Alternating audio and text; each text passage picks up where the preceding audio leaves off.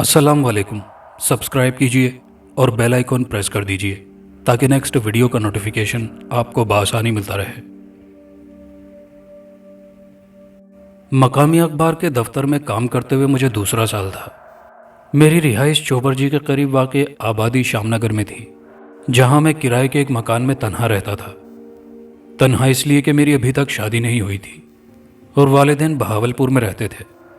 बुनियादी तौर पर मैं कहानी नवीस हूँ, लेकिन उस ज़माने में मुसन्निफ़ को उसकी तख्लीक का इतना मुआवजा नहीं मिलता था जिससे वह आसूदा ज़िंदगी बसर करता, जबकि मुझे अपनी शादी के लिए भी कुछ रकम जमा करनी थी और घरेलू अखराजात के लिए वालिदैन को भी पैसे भेजने थे। अखबार में ड्यूटी देने के बाद मुझे जितना भी वक्त मिलता उसमें नावल लिखता था।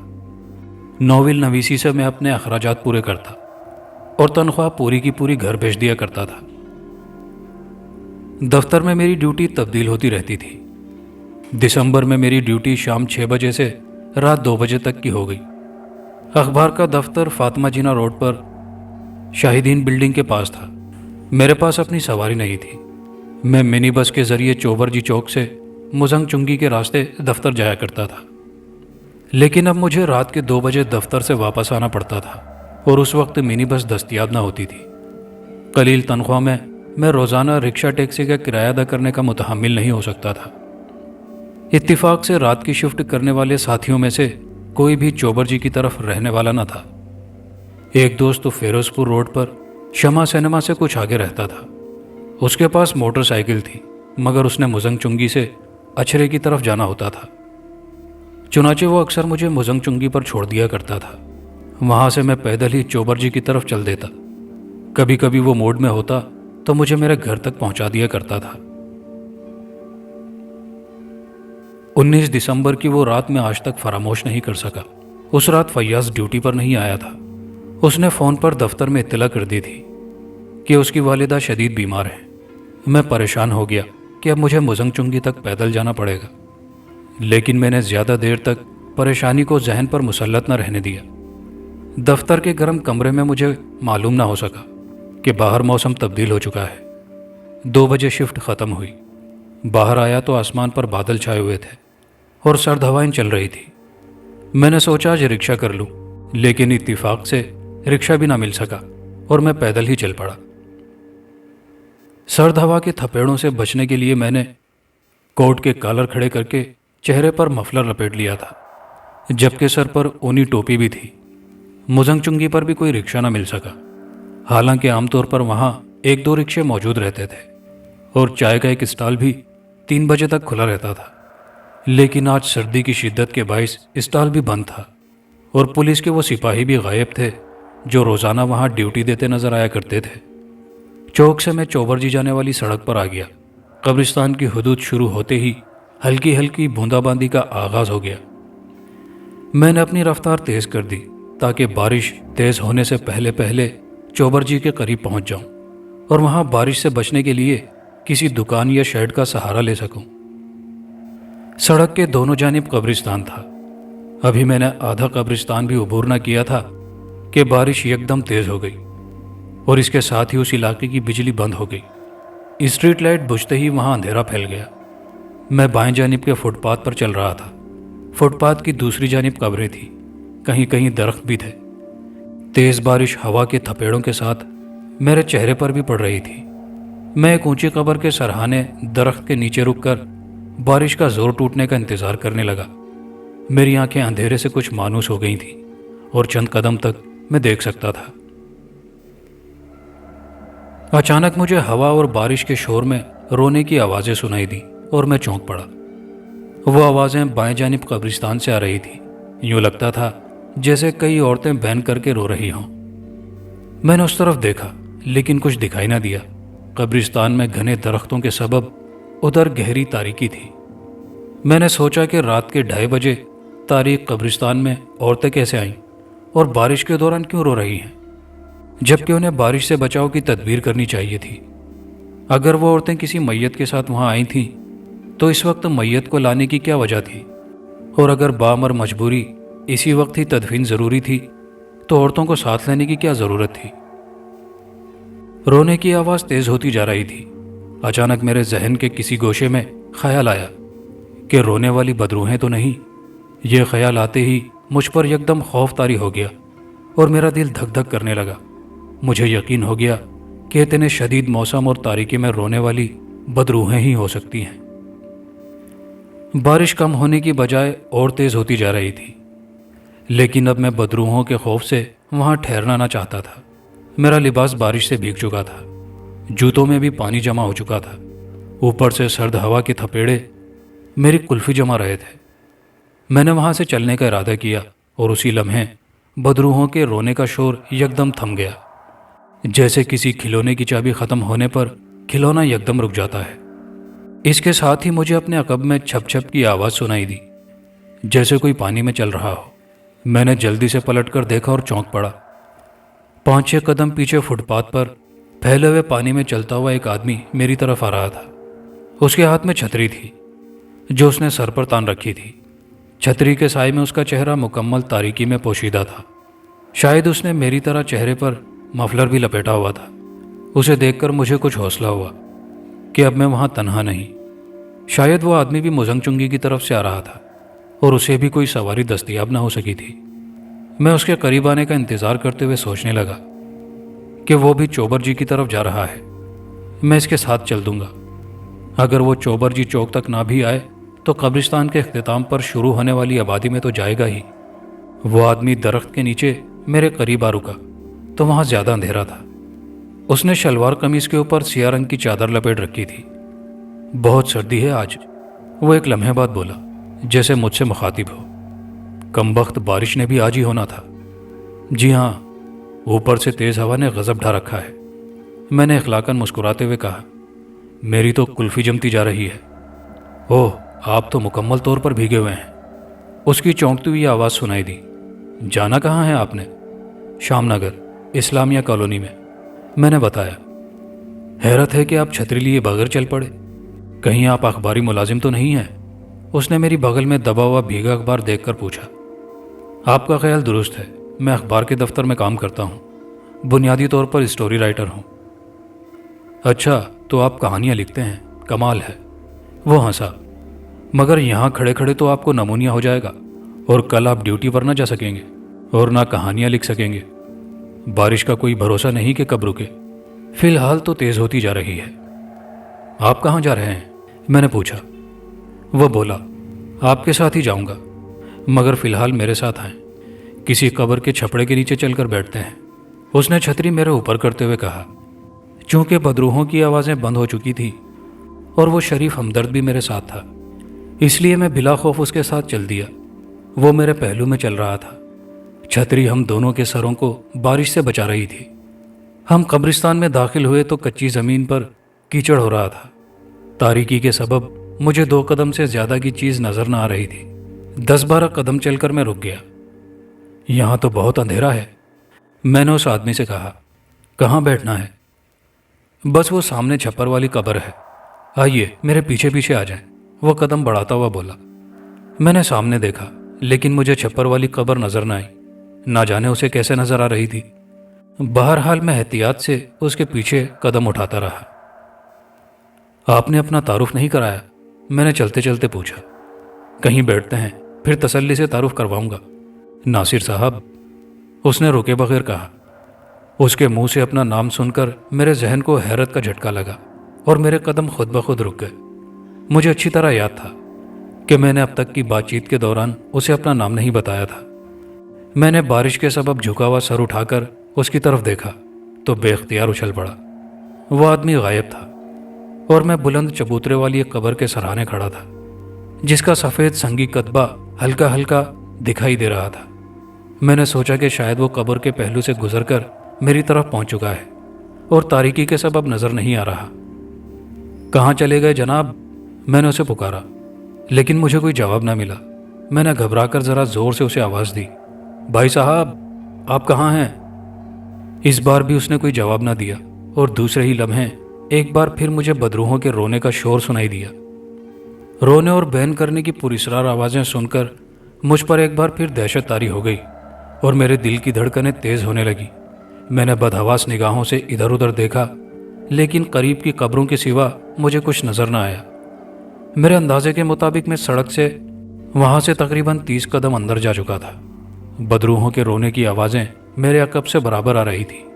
خوف سے میرا بدن لرزنے لگا اور شدید سردی کے باوجود مجھے پسینہ آنے لگا۔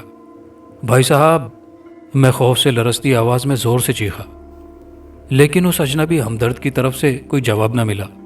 نہ جانے وہ مجھے قبرستان کے وسط میں چھوڑ کر کہاں چلا گیا تھا۔ میں تاریکی میں آنکھیں پھاڑ پھاڑ کر اسے دیکھنے کی کوشش کر رہا تھا، مگر بارش کی بوچھاڑ میں کچھ نظر نہ آ رہا تھا۔ بدروحوں کے رونے کا شور بڑھتا جا رہا تھا۔ پھر 2 منٹ بعد مجھے بائیں جانب کچھ فاصلے پر کسی چراغ کی لو دکھائی دی جو تھر تھرا رہی تھی۔ اس طرف آ جائیں مصنف صاحب، چراغ کی سمت سے اس آدمی کی آواز آئی۔ مجھے اس آواز سے کچھ حوصلہ ہوا اور میں چراغ کی لو کی طرف بڑھنے لگا۔ اونچی نیچی قبروں کے آس پاس گزرتے ہوئے میں نے اچھے خاصے قدموں کا فاصلہ طے کر لیا، لیکن یہ دیکھ کر مجھے حیرت ہوئی کہ چراغ اب بھی مجھ سے اتنے ہی فاصلے پر تھا جتنے پر پہلی بار دکھائی دیا تھا۔ بدروحوں کے رونے کا شور مسلسل سنائی دے رہا تھا، جیسے وہ بھی روتے ہوئے میرے پیچھے پیچھے آ رہی ہوں۔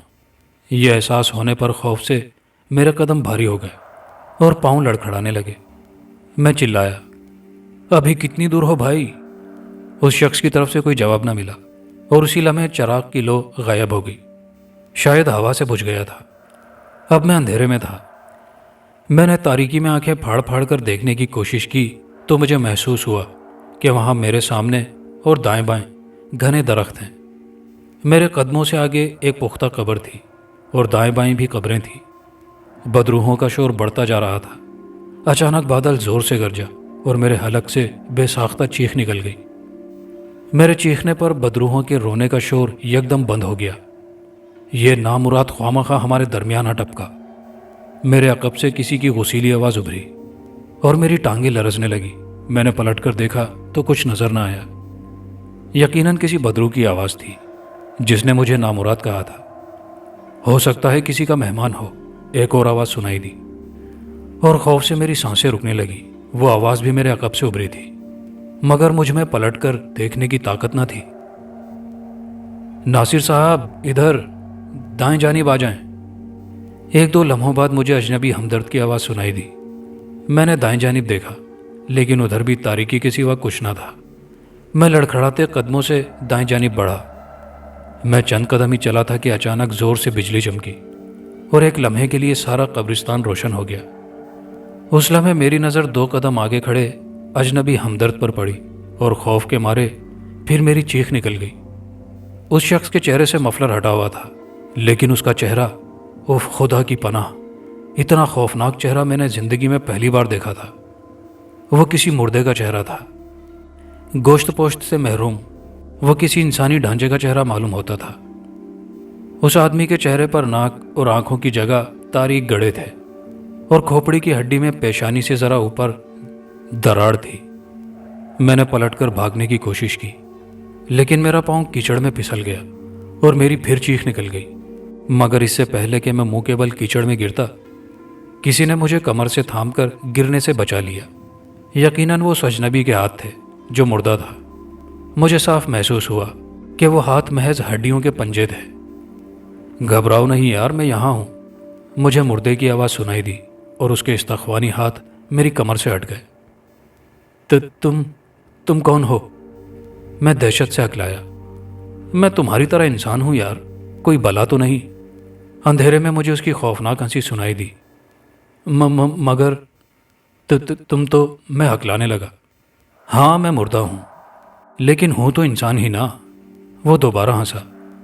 آؤ، یہ قریب ہی میرا گھر ہے۔ ساتھ ہی اس نے میرا ہاتھ پکڑ لیا۔ میرا ہاتھ اس کے پنجے کی ہڈیوں میں آیا تو میں پوری قوت سے چیخا، نہیں نہیں۔ اسی لمحے اس نے مجھے اپنی جانب کھینچا اور میرے حواس جواب دے گئے۔ شاید میں بے ہوش ہو گیا تھا۔ بے ہوشی کا یہ وقفہ کتنا طویل تھا اس کا اندازہ نہیں، البتہ جب میری آنکھ کھلی تو میں نے خود کو بڑی تاریکی میں پایا۔ ظاہر ہے تاریکی میں گھڑی میں وقت نہیں دیکھا جا سکتا تھا، اور سچی بات تو یہ ہے کہ دل و دماغ پر چھائی ہوئی دہشت کے سبب مجھے وقت دیکھنے کا خیال ہی نہیں آیا تھا۔ خود کو اندھیرے میں نرم زمین پر پا کر مجھے گزشتہ واقعات یاد آ گئے تھے اور میرا دل دھک دھک کرنے لگا تھا۔ اندھیرا اتنا گہرا تھا کہ میں اپنی طرف تک نہ دیکھ سکتا تھا۔ پھر یہ محسوس کر کے میرا خوف اور بڑھ گیا کہ میں خشک زمین پر لیٹا تھا، جبکہ قبرستان میں میرے آس پاس بارش کا پانی اور کیچڑ پھیلا ہوا تھا۔ میں نے اپنے لباس پر ہاتھ پھیرا اور میرا دل دھک سے رہ گیا۔ میرا لباس بالکل خشک تھا، یوں لگتا تھا جیسے نہ بارش ہوئی تھی اور نہ ہی بھیگا تھا۔ ایک لمحے کے لیے مجھے خیال آیا کہ کہیں میں کوئی خواب تو نہیں دیکھ رہا ہوں، لیکن میرے دل نے کہا کہ خواب ہوتا تو میں اس وقت اپنے دفتر میں بیٹھا سو رہا ہوتا، جبکہ میں کچی زمین پر دراز تھا اور وہاں اندھیرا بھی تھا۔ البتہ مجھے کسی قسم کی کوئی آواز سنائی نہ دے رہی تھی، نہ بارش اور ہوا کا شور اور نہ بدروحوں کے رونے کی آوازیں۔ وہاں موت کا سا سکوت طاری تھا۔ میں زمین پر ہتھیلیاں ٹکا کر اٹھ بیٹھا۔ ٹھیک اسی لمحے بائیں جانب روشنی ہو گئی۔ میں نے جلدی سے اس جانب دیکھا اور خوف سے تھر تھر کانپنے لگا۔ چند قدم کے فاصلے پر ایک چراغ زمین سے 5-6 فٹ کی بلندی پر معلق تھا۔ وہ تیل کا دیا تھا جس کی لو ساکت تھی اور وہ تیرتا میری طرف آ رہا تھا۔ میں نے بوکھلا کر ادھر ادھر دیکھا تو دہشت کے مارے میری چیخ نکل گئی۔ میں اس وقت ایک گہرے اور کشادہ غار میں موجود تھا اور دائیں جانب ایک مردے کا ڈھانچہ کھڑا تھا۔ اس کی استخوانی کھوپڑی سے میں نے اسے پہچان لیا تھا۔ یہ وہی مردہ تھا جس نے میرا ہاتھ پکڑ کر اپنی طرف کھینچا تھا اور میں خوف کی شدت سے بے ہوش ہو گیا تھا۔ ہوش کرو مسٹر ناصر، اس مردے کے چہرے نے حرکت کی اور آواز سنائی دی۔ محفوظ جگہ پر ہو۔ یہ کون سی جگہ ہے؟ میں نے بمشکل پوچھا۔ یہ میرا گھر ہے، میری آخری آرام گاہ، مردے نے ہنس کر کہا۔ مگر تم کون ہو؟ میں ہکلایا۔ آج سے 40 برس پہلے مجھے آصف کے نام سے پکارا جاتا تھا۔ مردے کی آواز میں حسرت تھی۔ میں نے خوف کے باوجود حیرت محسوس کی۔ 40 برس پہلے سن 1940 تھا۔ گویا وہ قیام پاکستان کی بات کر رہا تھا۔ میں نے گردن گھما کر چراغ کی طرف دیکھا اور میرے رونگٹے کھڑے ہو گئے۔ چراغ مجھ سے چند فٹ کے فاصلے پر رکا ہوا تھا، لیکن اب وہ ہوا میں معلق نہیں تھا بلکہ ایک کفن پوش عورت کے ہاتھ پر رکھا تھا۔ اس نوجوان عورت کا چہرہ برف کی مانند سفید تھا اور آنکھیں کھلی ہوئی مگر بے جان تھیں۔ آنکھوں کی پتلیاں ساکت تھیں اور وہ خود بھی ساکت کھڑی تھی۔ یقیناً وہ کوئی بدرو تھی۔ اسے دیکھ کر ایک بار پھر دہشت کے مارے مجھ پر کپکپی طاری ہو گئی۔ یہ کون ہے؟ میں مردے کی طرف دیکھ کر خوف سے گھگھیایا، جس نے اپنا نام آصف بتایا تھا۔ مردہ حرکت میں آیا اور اس کی ہڈیاں کڑکڑانے لگیں۔ وہ بائیں جانب ایک پتھر پر بیٹھ گیا اور مجھے اس کا گہرا سانس سنائی دیا۔ پھر اس کی آواز گونجی۔ اس سے ڈرنے کی ضرورت نہیں دوست، یہ ایک روح ہے جو بہت مدت سے خون کی پیاسی ہے۔ کیا؟ میرے حلق سے پھنسی پھنسی آواز خارج ہوئی۔ گھبراؤ مت یار، یہ تمہارا خون نہیں پیے گی، مردے نے ہنس کر کہا۔ یہ تو اپنے دشمن کی خون کی پیاسی ہے جس نے اسے ہلاک کرنے کے بعد چتا میں جلانے کی بجائے یوں ہی زمین میں دبا دیا تھا، مگر چیلوں اور گدھوں نے اسے مٹی سے نکال کر اپنی غذا بنا لیا تھا، کیونکہ اسے صرف 1 فٹ کی گہرائی میں دفن کیا گیا تھا اور پہلی رات ہی بارش سے اوپر کی مٹی بہہ گئی تھی۔ بہرحال اس کے بارے میں تمہیں بعد میں بتاؤں گا۔ اس کی بات سن کر میرا خوف کم ہو گیا اور مجھے حیرت ہونے لگی۔ میں نے ایک بار پھر گرد و پیش کا جائزہ لیا اور مجھے حیرت کا جھٹکا لگا کہ اسے غار سے باہر نکلنے کا کوئی راستہ نظر نہ آ رہا تھا۔ چھت فرش سے 8-10 فٹ بلند تھی اور اس میں جا بجا مکڑیوں کے جالے تنے ہوئے تھے۔ کہیں بھی کوئی سوراخ یا شگاف نہ تھا۔ اس کے باوجود وہاں بالکل گھٹن نہ تھی۔ مجھے سب سے زیادہ حیرت اس بات پر تھی کہ میرا بارش میں بھیگا ہوا لباس کیوں کر خشک ہوا تھا۔ تم مجھے یہاں کیوں لائے ہو؟ کیا چاہتے ہو مجھ سے؟ میں نے ہمت کر کے مردے سے پوچھا۔ تمہیں میرے نام کا کیسے علم ہوا؟ صرف نام؟ وہ خوفناک انداز میں ہنسا اور میں کانپ کر رہ گیا۔ میں تو تمہارے والدین تک کا نام جانتا ہوں ناصر۔ مجھے عرصے سے کسی کہانی نویس کا انتظار تھا۔ تم گزشتہ کئی راتوں سے اس سڑک پر سے گزر رہے تھے۔ میں نے سوچا کیوں نہ تمہاری خدمات حاصل کی جائیں۔ مردے کی بات سن کر میری حیرت بڑھ گئی اور میں سوچنے لگا کہ وہ مردہ مجھ سے کس قسم کی خدمات حاصل کرنا چاہتا ہے۔ اچانک مجھے خیال آیا کہ میں کتنی دیر سے وہاں موجود ہوں۔ یہ دیکھنے کے لیے میں نے اپنی کلائی پر بندھی گھڑی پر نظر ڈالی، لیکن اس کی سوئیاں ساکت تھیں۔ وہ 2:45 بجے سے بند تھی۔ میں نے مردے سے وقت کے بارے میں پوچھنا چاہا، لیکن وہ خود ہی بول پڑا۔ مرنے کے بعد وقت کی کوئی پہچان اور اہمیت نہیں رہتی مسٹر ناصر، اس لیے تمہیں فکر مند نہیں ہونا چاہیے۔ میں تمہارا زیادہ وقت نہیں لوں گا۔ تم کیا چاہتے ہو؟ میں نے آہستہ سے پوچھا۔ میں چاہتا ہوں کہ تم میری آپ بیتی لکھو اور شائع کراؤ تاکہ پڑھنے والوں کو عبرت حاصل ہو۔ مردے نے کہا۔ اوہ، میرے پاس تو کاغذ نہیں ہے، میں نے چونکتے ہوئے کہا۔ گھر جا کر لکھ لینا یار، اس نے بے تکلفانہ انداز میں کہا۔ فی الحال یہ توجہ سے سن لو، پھر کاغذ پر منتقل کر لینا۔ کیا تمہاری آپ بیتی کا شائع ہونا ضروری ہے؟ میں نے سوال کیا۔ کیوں نہیں؟ اس کی اشاعت تمہارے لیے مشکل تو نہیں ہے؟ وہ ہنسا۔ جب تمہارے جھوٹے ناول کہانیاں شائع ہو سکتی ہیں تو میری آپ بیتی تو پھر بھی 100% سچی ہے۔ اگر تم سمجھتے ہو کہ اس سے تمہیں کوئی فائدہ نہیں ہوگا تو مطمئن رہو، میں تمہارے وقت کی پوری قیمت ادا کروں گا۔ پبلشر سے ملنے والے معاوضے سے کئی گنا زیادہ معاوضہ دوں گا، لیکن تمہیں اس بات کا خیال رکھنا ہوگا کہ تم کسی قطع برید اور اضافے کے بغیر صرف وہی لکھو گے جو میں بتاؤں گا، ورنہ تمہیں معاف نہیں کیا جائے گا۔ اس کی دھمکی سن کر میرا دل لرزنے لگا۔ میں نے آہستہ آہستہ کہا، بہت بہتر، لیکن میرا لباس کیسے خشک ہوا؟ ان چکروں میں دماغ مت الجھاؤ میاں۔ اس کے لہجے سے ناگواری واضح تھی۔ توجہ سے میری بات سنو اور دماغ میں محفوظ کرتے جاؤ۔ میں نے ایک لمحے کے لیے چراغ والی کفن پوش بدرو کی طرف دیکھا اور خوفزدہ ہو کر دوبارہ مردے کی طرف دیکھنے لگا۔ وہ کہنے لگا، آج سے 40 سال پہلے میری عمر 30 برس تھی اور میں سنت نگر میں رہتا تھا۔ ہمارے پڑوس میں کئی ہندو خاندان آباد تھے، محلے میں ان کی دکانیں تھیں۔ میں کمارا تھا اور محلے کی ایک ہندو دوشیزہ راکھی سے پیار کرتا تھا۔ راکھی بھی مجھ سے بہت محبت کرتی تھی۔ میرے والدین بھی راکھی کو پسند کرتے تھے، لیکن راکھی کے والدین کٹر قسم کے ہندو تھے، اس لیے جب انہیں راکھی اور میری محبت کا علم ہوا تو وہ میرے دشمن بن گئے۔ لیکن علاقے میں مسلمانوں کی اکثریت کے سبب وہ کھل کر دشمنی نہ کر سکتے تھے۔ میں ان دنوں پنجاب لائبریری میں کلرک تھا اور راکھی گرلز کالج میں FA کی طالبہ تھی۔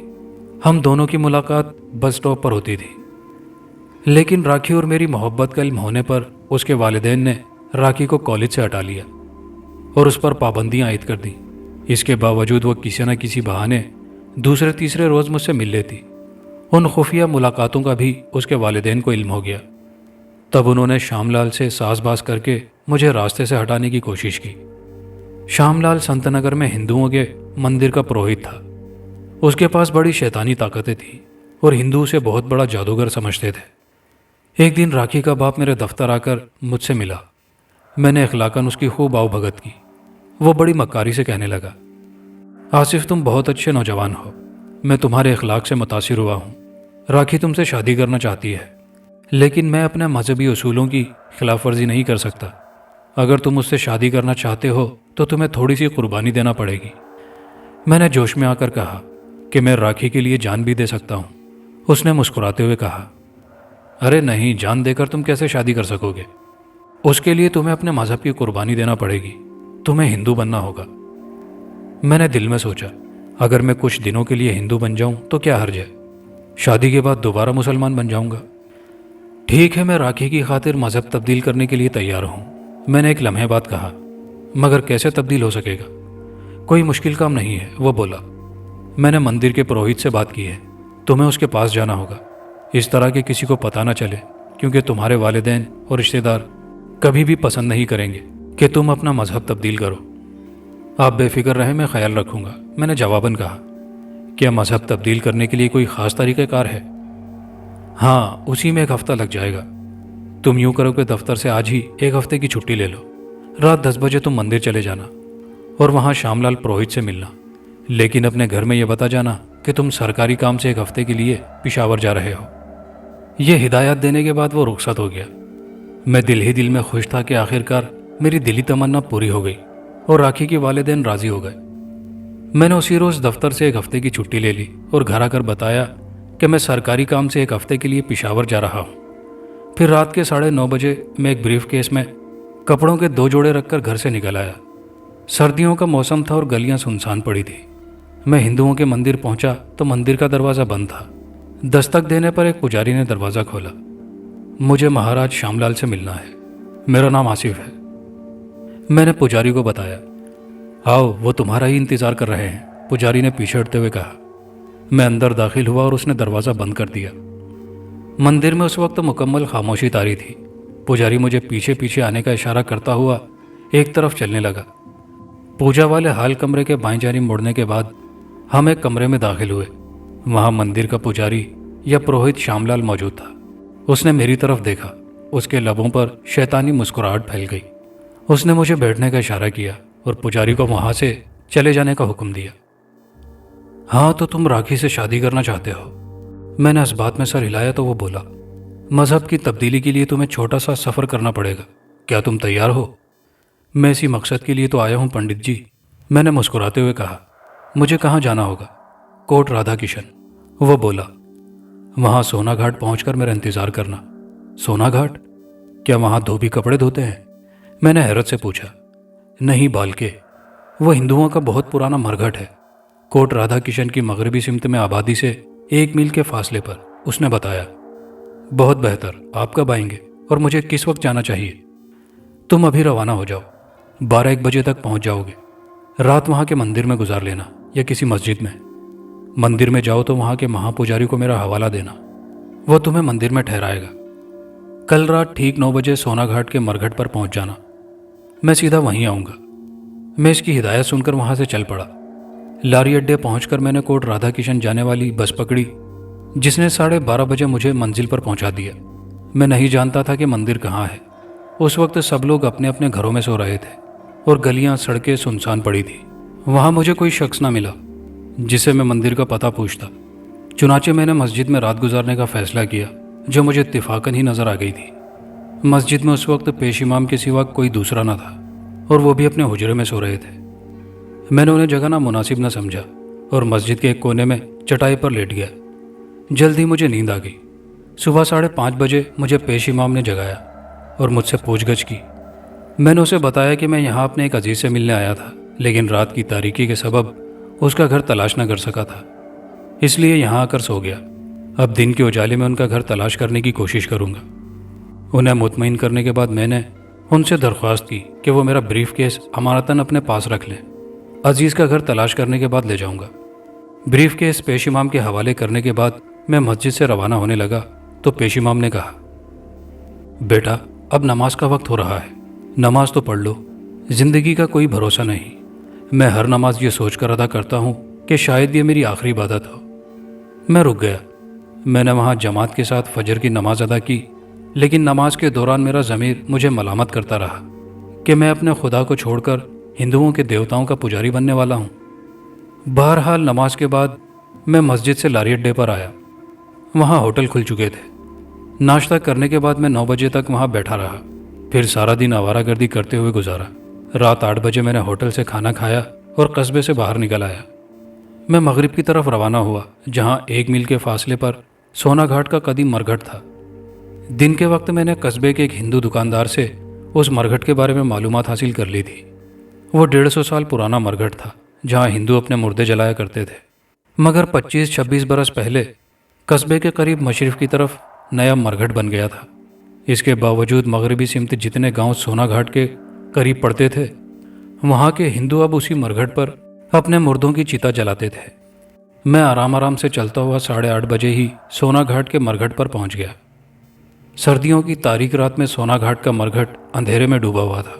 ستاروں کی مدھم روشنی میں چلتا ہوا میں اس چبوترے کے قریب جا پہنچا، جہاں مردے کے لیے چتا جلائی جاتی تھی۔ میں نے گرد و پیش کا جائزہ لیا اور میرے اعصاب پر انجانا سا خوف طاری ہونے لگا۔ میرے چاروں طرف دور تک جلی ہوئی ہڈیوں کے اونچے نیچے ٹیلے پھیلے ہوئے تھے۔ فضا میں عجیب سی بدبو رچی ہوئی تھی۔ شاید 1-2 دن پہلے وہاں کسی کی چتا جلائی گئی تھی، جس کی سڑاند ابھی تک باقی تھی۔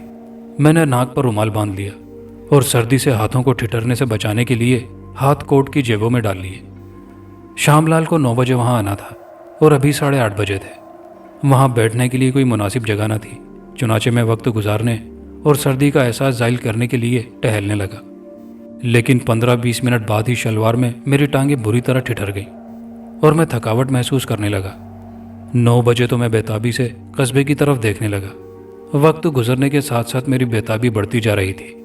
9:30 بج گئے اور شام لال نہ آیا تو مجھے خیال آیا کہ اس نے اپنے آنے کا وقت نہیں بتایا تھا، بلکہ مجھے 9 بجے یہاں پہنچنے کی ہدایت کی تھی۔ میں تھک گیا اور چند قدم پر پڑے ایک پتھر کی طرف بڑھ گیا۔ میں پتھر پر بیٹھا ہی تھا کہ مجھے احساس ہوا کہ میرے نیچے کوئی چیز پٹکی ہے۔ میں نے جلدی سے اٹھ کر پتھر کی طرف دیکھا اور بوکھلا کر 2 قدم پیچھے ہٹ گیا۔ وہ پتھر کی بجائے ایک جلی ہوئی کھوپڑی تھی۔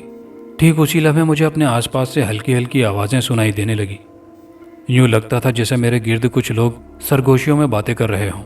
میں نے ادھر ادھر دیکھا اور خوف سے میرا دل دھک دھک کرنے لگا۔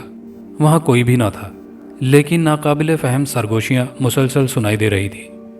میں حواس باختہ ہو گیا۔ مجھے خیال آیا کہ یقیناً وہ آوازیں جلائے جانے والے مردوں یا ان کی روحوں کی ہیں۔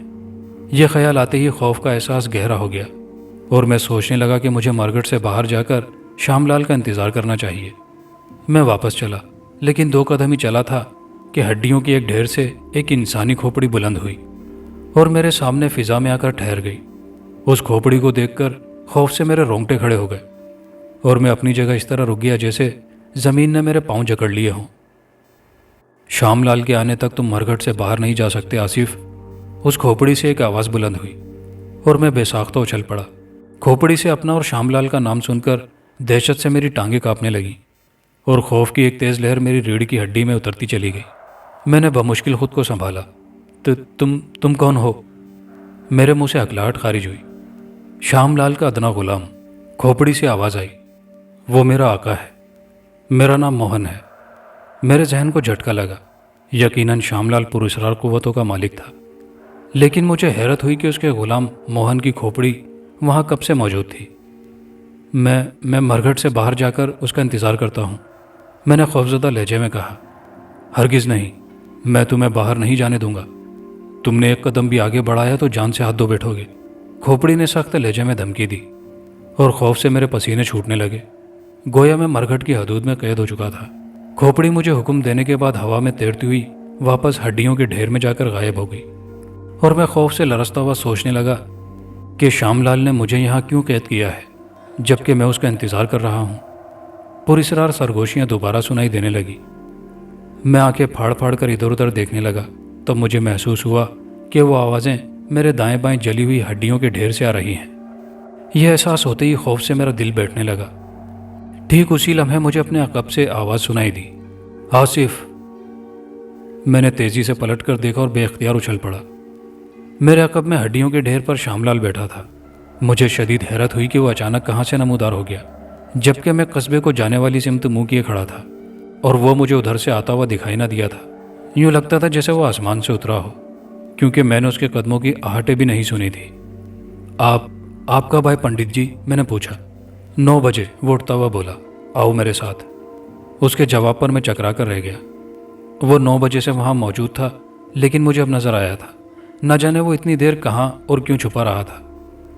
شام لال مرگھٹ کے وسط میں سے چبوترے کی طرف بڑھا اور میں اس کے پیچھے چل پڑا، لیکن اس کی چپلوں کی کھٹکھٹ سن کر مجھے حیرت ہوئی کہ میں نے اس کی آنے کی آہٹیں کیوں نہیں سنی تھی، جبکہ میں 8:30 بجے سے وہاں موجود تھا اور وہ 9 بجے آیا تھا۔ میں سوچتا ہوا اس کے پیچھے چلتا رہا۔ وہ چبوترے کی دوسری جانب پہنچا۔ اس طرف جلی ہوئی ہڈیوں کا ایک بہت بڑا ڈھیر ٹیلے کی شکل میں موجود تھا۔ اس ٹیلے کے پاس پہنچ کر شام لال رکا اور منہ میں کچھ بڑبڑانے لگا، شاید وہ کوئی عمل کر رہا تھا۔ 2 منٹ بعد ہی اس ٹیلے سے رونے کی آوازیں آنے لگی۔ یوں لگتا تھا جیسے ہزاروں بدروہیں مل کر رو رہی ہوں۔ مجھ پر ایک بار پھر خوف طاری ہونے لگا۔ شام لال نے اپنا دایاں ہاتھ ٹیلے کی طرف دراز کیا اور دوسرے ہی لمحے ٹیلے سے ایک انسانی کھوپڑی فضا میں بلند ہو کر شام لال کے سامنے معلق ہو گئی۔ اس کھوپڑی کو دیکھتے ہی میں نے پہچان لیا، وہ شام لال کے غلام موہن کی کھوپڑی تھی، جس نے مجھے مرگھٹ سے باہر جانے سے روکا تھا۔ شام لال نے اس پر پھونک ماری اور کھوپڑی کی آنکھوں کے گڑے روشن ہو گئے۔ اس کی آنکھوں سے نکلتی روشنی کی شعاعیں ٹیلے پر پڑی تھی۔ اس جگہ ایک کافی بڑا شگاف تھا، جیسے غار کا دہانہ ہوتا ہے۔ اس غار کے اندر گہری تاریکی تھی اور بدروحوں کے رونے کی آوازیں اسی سے خارج ہو رہی تھی۔ میں اس کے پیچھے غار میں داخل ہوا۔ کھوپڑی کی آنکھوں سے نکلنے والی شعاعیں وہاں روشنی بکھیر رہی تھی۔ غار کی چوڑائی 3 فٹ سے زیادہ نہ تھی، مگر وہاں عجیب سی بدبو پھیلی ہوئی تھی جس سے میرا دماغ سڑنے لگا تھا۔ میں نے ناک پر بندھے رومال پر ہاتھ رکھ لیا، اس کے باوجود بدبو میرے دماغ میں گھستی جا رہی تھی۔ شام لال مجھ سے 2 قدم آگے اطمینان سے چل رہا تھا، مگر دیواروں سے جھانکتی انسانی ہڈیوں اور کھوپڑیوں کو دیکھ دیکھ کر خوف سے میرے پاؤں لڑکھڑا رہے تھے۔ موہن کی کھوپڑی سے خارج ہونے والی روشنی ہماری رہنمائی کر رہی تھی، جو چند قدم آگے فرش پر پڑ رہی تھی، مگر فرش پر بھی ادھ جلی ہڈیاں بکھری ہوئی تھی، جو میرے پاؤں تلے آ کر چرمراتی تو عجیب سی آواز پیدا ہوتی۔ اور میرا جسم کانپ کر رہ جاتا۔ باہر سے 15-20 گز لمبے چوڑے ٹیلے کا غار شیطان کی آنت کی طرح لمبا ہوتا جا رہا تھا۔ 15 منٹ گزر گئے مگر سفر ختم نہ ہوا۔ میرے اندازے کے مطابق ہم 1 فرلانگ کا فاصلہ طے کر چکے تھے۔ مزید 10-12 منٹ بعد تازہ ہوا کا جھونکا محسوس ہوا۔ میں سمجھ گیا کہ ہم غار کے اختتام پر پہنچ گئے ہیں۔ 2 منٹ بعد ہم ہڈیوں کے غار سے باہر آ گئے۔ اس کے ساتھ ہی موہن کی کھوپڑی کی آنکھیں بجھ گئیں اور اس طرح غائب ہو گئیں جیسے تھی ہی نہیں۔ میں نے سامنے دیکھا اور مجھے حیرت کا جھٹکا لگا۔ ہم ایک مندر نما عمارت کے سامنے کھڑے تھے۔ ستاروں کی مدھم روشنی میں وہ بہت قدیم طرز تعمیر کی مخروطی عمارت معلوم ہوتی تھی۔ عمارت کا چوبی دروازہ بند نظر آ رہا تھا اور وہاں مکمل سناٹا پھیلا ہوا تھا۔ میں نے شام لال کی طرف دیکھا تو اس کا منہ حرکت کر رہا تھا، شاید وہ زیر لب کچھ پڑھ رہا تھا۔ عمارت کے آس پاس گھنے درخت اور خضر و جھاڑیوں کی بہتات تھی۔ چند لمحوں بعد اس مندر نما عمارت کا دروازہ کھل گیا اور ہلکی ہلکی روشنی دکھائی دی، لیکن دروازہ کھولنے والا کوئی نہ تھا۔ شام لال نے میری طرف دیکھا اور کہنے لگا، تم اندر جاؤ، 3 کمرے چھوڑ کر چوتھے کمرے میں داخل ہو جانا۔ وہاں تمہیں جو کچھ پینے کو دیا جائے خاموشی سے پی لینا، پھر دیوی کے پاؤں سر پر رکھ کر اپنے پچھلے گناہوں کی معافی مانگنا۔ جب تک دیوی تمہیں معاف نہ کرے کمرے سے باہر نہ آنا۔ اس کی ہدایت سن کر میں سمجھ گیا کہ اب میرا مذہب تبدیل ہونے والا ہے۔ دیوی سے گناہوں کی معافی مانگنے کا مطلب تھا کہ میں اس کا پجاری بن گیا ہوں اور اسے خدا تسلیم کرتا ہوں۔ میں نے شام لال سے کہا، پنڈت جی آپ بھی میرے ساتھ چلیں تاکہ مجھ سے کوئی غلطی ہو تو آپ اصلاح کر دیں۔ بے فکر رہو بالکے، میں تمہارے پاس ہی ہوں گا، اس نے میرے کندھے پر ہاتھ رکھ کر کہا۔ لیکن چونکہ تم نے مذہب تبدیل کرنا ہے اس لیے پہلے تم تنہا اندر جاؤ گے، مندر کا پجاری تمہاری رہنمائی کرے گا۔ وہ اندر کس جگہ ملے گا؟ میں نے چونکتے ہوئے پوچھا۔ پوجا پاٹ والے کمرے کے باہر وہ تمہارا انتظار کر رہا ہے، شاباش جاؤ۔ میں نے طویل سانس لیا اور پلٹ کر اس غار کی طرف دیکھا جس سے گزر کر ہم یہاں پہنچے تھے، لیکن مجھے شدید حیرت ہوئی۔ وہاں کوئی غار یا ٹیلا نہیں تھا، دور تک ناہموار میدان دکھائی دے رہا تھا، نہ جانے وہ غار کہاں غائب ہو گیا تھا۔ اسی لمحے شام لال نے سختی سے کہا، جاؤ نا، دیر ہو رہی ہے۔ میں حیرت و خوف میں مبتلا آگے بڑھا اور مندر کے زینے چڑھ کر دروازے پر پہنچ گیا۔ مندر میں داخل ہو کر میں 2 قدم ہی چلا تھا کہ پیچھے سے دروازے کی چرچراہٹ سنائی دی۔ میں نے پلٹ کر دیکھا اور گھبرا گیا۔ دروازہ بند ہو چکا تھا اور وہاں ایک انسانی ڈھانچہ کھڑا حرکت کر رہا تھا، شاید اسی نے دروازہ بند کیا تھا۔ اسے دیکھ کر خوف سے میرے دل کی دھڑکنیں تیز ہو گئی۔ میں نے سہم کر سامنے دیکھا، یہ ایک راہداری تھی جس میں دائیں بائیں کمروں کے دروازے بند نظر آ رہے تھے۔ آگے جا کر راہداری بائیں جانب مڑتی تھی۔ میں لرزتے قدموں سے آگے بڑھنے لگا۔ راہداری کے موڑ پر ایک طاقچے میں دیا جل رہا تھا، کمرہ موڑ کی دوسری جانب تھا۔ میں خوفزدہ نگاہوں سے ادھر ادھر دیکھتا ہوا موڑ کی دوسری جانب پہنچا، لیکن ادھر کا منظر دیکھتے ہی خوف کے مارے میری چیخ نکل گئی۔ سامنے ایک بڑے دروازے کے باہر کفنما لباس میں ایک انتہائی مکروہ شکل کا بوڑھا کھڑا میری طرف سرخ سرخ آنکھوں سے دیکھ رہا تھا۔ اس کے گنجے سر پر بالوں کی پتلی سی لٹ اس کے دائیں کان کے قریب لٹک رہی تھی اور گلے میں سیاہ رنگ کا پتلا مگر لمبا سانپ ہار کی طرح موجود تھا، لیکن وہ سانپ زندہ تھا اور کل بلا رہا تھا۔ شام لال نے کہا تھا کہ مندر کا مہا پجاری میرا منتظر ہوگا۔ یقیناً یہ وہی پجاری تھا۔ میں خوفزدہ ہو کر رک گیا۔ آؤ نئے پجاری، نیا دھرم مبارک ہو۔ اس کے مکروہ ہونٹوں پر شیطانی سی مسکراہٹ ابھر آئی۔ میں خوف سے لرزتا ہوا آگے بڑھا اور اس نے پلٹ کر دروازہ کھول دیا۔ وہ اندر داخل ہوا اور پلٹ کر مجھے اندر آنے کا اشارہ کیا۔ میں ڈگمگاتا ہوا کمرے میں داخل ہوا۔ یہ حال کمرہ تھا، طاقچوں میں دیے جل رہے تھے۔ کمرے کے وسط میں ایک بڑی سی سنہری کرسی پر دیوی کا بت رکھا ہوا تھا جس کے کئی ہاتھ تھے۔ کمرے میں لوبان کی تیز خوشبو پھیلی ہوئی تھی۔ بائیں جانب ایک گائے کا مجسمہ کھڑا تھا، اس کی پچھلی دونوں ٹانگوں کے درمیان فرش پر مٹی کا ایک پیالہ رکھا تھا۔ میرے اندر آتے ہی پراسرار قسم کی آوازیں بلند ہوئیں۔ وہ آوازیں چاروں طرف سے آ رہی تھی۔ لگتا تھا بہت سے لوگ بھجن گا رہے ہیں، لیکن وہاں مہا پجاری اور میرے سوا کوئی زیرو موجود نہ تھا۔ میں دہشت زدہ نگاہوں سے کمرے کا جائزہ لے رہا تھا۔ مہا پجاری گائے کے مجسمے کے قریب پہنچا اور اس کی پشت پر ہاتھ پھیرنے لگا۔ دوسرے ہی لمحے میری آنکھیں حیرت سے پھیل گئی۔ پتھر کی بنی ہوئی گائے پیشاب کر رہی تھی اور وہ پیشاب نیچے رکھے ہوئے پیالے میں گر رہا تھا۔ پیالہ بھر گیا تو پجاری نے گائے کی پشت سے ہاتھ ہٹا لیا اور اس کا پیشاب گرنا بند ہو گیا۔ پجاری نے جھک کر پیشاب سے بھرا پیالہ اٹھایا اور میرے قریب آ گیا۔ پجاری، یہ پاک امرت پی لو، और देवी के कदमों में झुक जाओ, उसने प्याला मेरी तरफ बढ़ाते हुए कहा। लेकिन मुझे घिन आने लगी थी। गाय का पेशाब मैं कैसे पी सकता था? मेरा दिल चाहा कि वहां से भाग निकलूं। मैंने दरवाजे की तरफ रुख किया, लेकिन उधर देखकर मेरी रीढ़ की हड्डी में खौफ की शदीद लहर दौड़ गई। वहां एक इंसानी ढांचा खड़ा था। उसके इस्तख्वानी हाथ में एक जिंदा सिया नाग बुलबुला रहा था। आंखों के गड़े तारीक थे, लेकिन उसका चेहरा मेरी जानिब था, जैसे वो मुझे ही देख रहा हो। पुजारी, अमृत पी लो, इससे तुम्हारी नई जिंदगी का आगाज होगा, महापुजारी ने दोबारा कहा। लेकिन मैंने अभी कोई हरकत ना की। इससे तुम्हारी नई जिंदगी का आगाज होगा, महापुजारी ने दोबारा कहा। लेकिन मैंने अभी कोई हरकत ना की। खौफ से मेरा जिस्म पसीने पसीने हो रहा था। मैं गाय का पेशाब नहीं पीना चाहता था। मैंने सिर्फ राखी को हासिल करने के लिए मसनूई तौर पर मजहब तब्दील करने का सोचा था, लेकिन गाय का पेशाब पीने से मैं मुस्तकिल तौर पर हिंदू बन जाता। लो, तुम इसे अपने हाथों से पिलाओ, पुजारी ने प्याला ढांचे की तरफ बढ़ाते हुए कहा। पुजारी, उस ढांचे की कड़कती हुई आवाज बुलंद हुई। पवित्र अमृत पीने से इनकार न करना, पाप है। नहीं पियोगे तो मेरे जैसे बन जाओगे। खुशी खुशी पी जाओ, वरना देवी तुमसे नाराज होकर तुम पर अपना कहर नाजिल कर देगी। महापुजारी ने दोबारा प्याला मेरे चेहरे की तरफ करते हुए कहा। पी लो ना मेरे बच्चे।